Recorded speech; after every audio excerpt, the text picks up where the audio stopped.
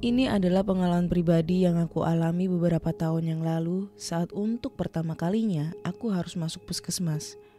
Maaf kalau ceritanya berantakan. Waktu itu karena alergi yang aku punya kambuh, aku minum obat yang aku beli di salah satu apotik. Entah karena dosisnya terlalu tinggi atau karena tubuh aku saat itu gak fit. Aku ngerasa tubuh aku kayak melayang, pusing, dan lemas. Singkat cerita, aku dilarikan ke puskesmas yang gak jauh dari rumah. FYI, di daerahku belum ada rumah sakit besar dan klinik pun jauh dari sana.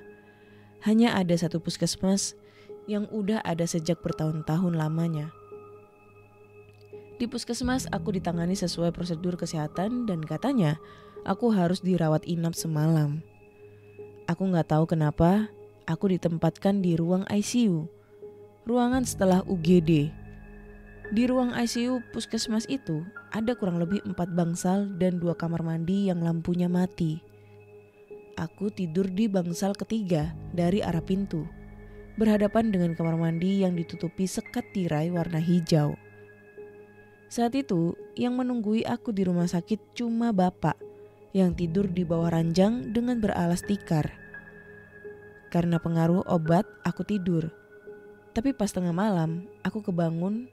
Aku gak tahu itu jam berapa karena di sana gak ada jam dan aku juga gak bawa HP. Hal pertama yang aku lihat itu tirai hijau yang menutupi kamar mandi dan sesuatu yang memunggungi aku di celah antara tirai yang agak terbuka.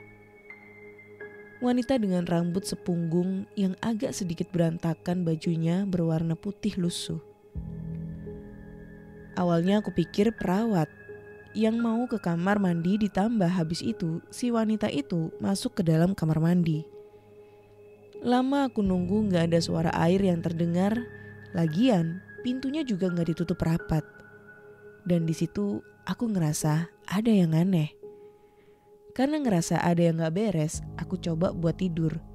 Pura-pura tidur tepatnya. Tapi gak tahu gimana, aku malah ngerasa penasaran. Aku buka mata lagi dan yang aku lihat malah anak kecil dengan mata merah dan gigi bertaring yang tembus dari tirai.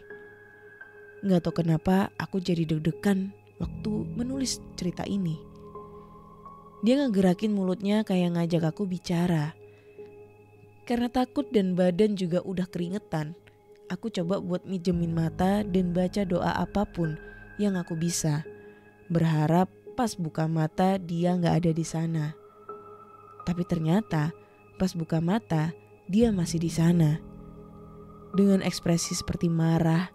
Tapi saat aku berhenti berdoa, dia balik lagi ngajak aku ngomong. Saat itu aku benar-benar tatapan sama makhluk itu. Dan bagaikan di film-film horor, aku malah pengen banget buka tirainya. Tahu kan di film horor gimana? Karena baca doa bolak-balik dia gak pergi-pergi juga. Akhirnya aku bangunin bapak yang lagi tidur. Bapakku nanya, aku mau apa? Dan saat itu aku langsung jawab buka tirainya. Pas itu aku gak tahu bapak aku lihat atau enggak.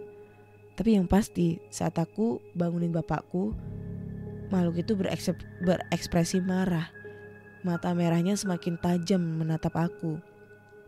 Tapi saat itu bapak aku gak buka tirainya, malah nyuruh aku tidur.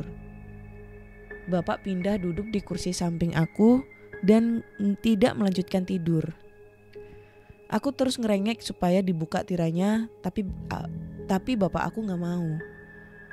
Aku sampai mengancam mau buka sendiri, tapi bapak aku nahan dan aku suruh baca doa. Aku coba tenang dan baca doa. Aku coba merem pas baca doa dan buka mata. Setelah selesai baca doa, tapi makhluk itu masih di situ dengan ekspresi masih tetap sama, marah. Aku semalaman itu cuma tidur ayam, sedangkan bapak aku tidur di kursi. Saat ku dengar suara azan, aku buka mata lagi dan makhluk itu ternyata masih di situ, masih menatapku.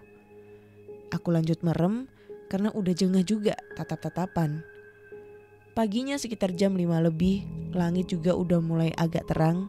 Kata bapak, Aku jalan keluar puskesmas nenteng impusan sambil bilang, "Hayu wih Kak Bumi, ayo pulang ke rumah," berulang-ulang.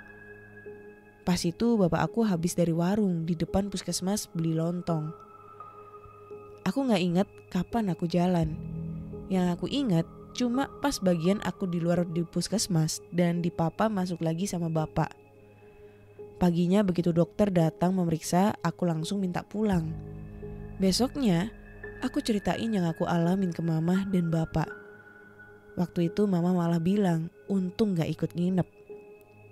Sedangkan bapak ternyata juga lihat. Kata bapak, sebenarnya di bawah dia gak tidur. Soalnya dia kebangun gara-gara ada yang cabutin bulu kakinya.